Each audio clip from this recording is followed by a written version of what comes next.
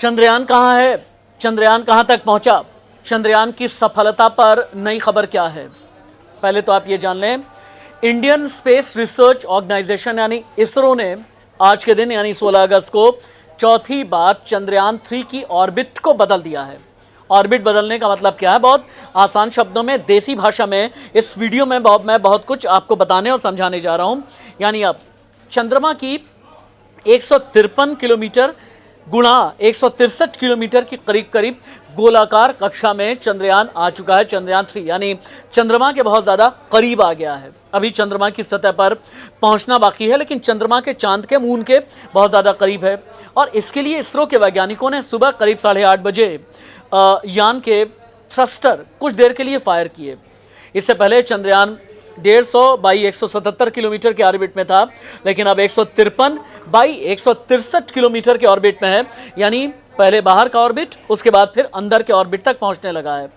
इस ऑर्बिट में करीब जाने का मतलब है चंद्रयान अब ऐसी कक्षा में आकर के घूम रहा है जिसमें उसकी चंद्रमा से सबसे कम दूरी 153 किलोमीटर की है और सबसे ज़्यादा जो दूरी है 163 किलोमीटर की है। बहुत कम दूरी, आप समझें 150 किलोमीटर के आसपास, यानी दिल्ली से रामपुर की दूरी आप समझ लें। या अगर आप मान लीजिए यूपी के रहने वाले हैं तो बनारस से लेकर के बमुश्किल सुल्तानपुर तक की दूरी, इतनी दूरी बस अब चंद्रयान 3 की रह गई है। अब 17 अगस्त यानी कल का दिन चंद्रयान 3 के लिहाज से बहुत अहम है। इस दिन इसरो चंद्रयान 3 के प्रोपल्शन मॉड्यूल को लैंडर से अलग करेगा। उसके बाद फिर 23 अगस्त को लैंडिंग होनी है, यानी यहाँ से ठीक एक हफ्ते के बाद में जो लैंडर होगा लैंड करेगा चांद की सतह पर। यानी जो भी रॉकेट के साथ में, आप समझें, जो भी मशीन भेजी गई है ये चांद की सतह पर 23 अगस्त को लैंड करेगी। और फिर हमें ये पता चलेगा कि भारत को अपनी फाइंडिंग में क्या पता चला कि चांद की सतह पर क्या है।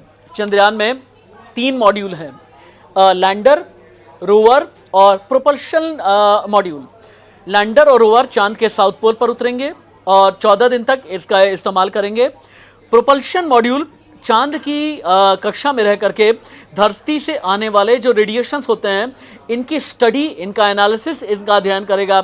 लैंडर और रोवर ही, आप ये जानना चाहते हैं ना कि चांद पर पानी की खोज कौन करता है? जो लैंडर और रोवर होगा ये चांद पर असली में पानी की खोज करेगा कि चांद पर पानी कितना है।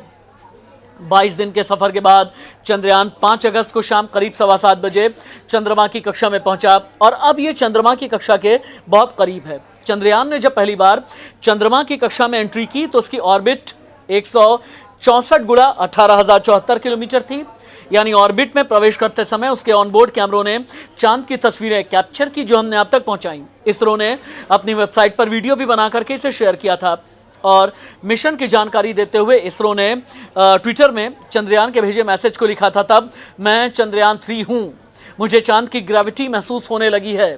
चांद की ग्रेविटी महसूस होने का मतलब यह है कि हम कई कदम आगे बढ़ चुके हैं, कई कदम क्या बल्कि कई युग आगे बढ़ चुके हैं। यानी चंद्रयान 3 अभी बिल्कुल सही दिशा में है।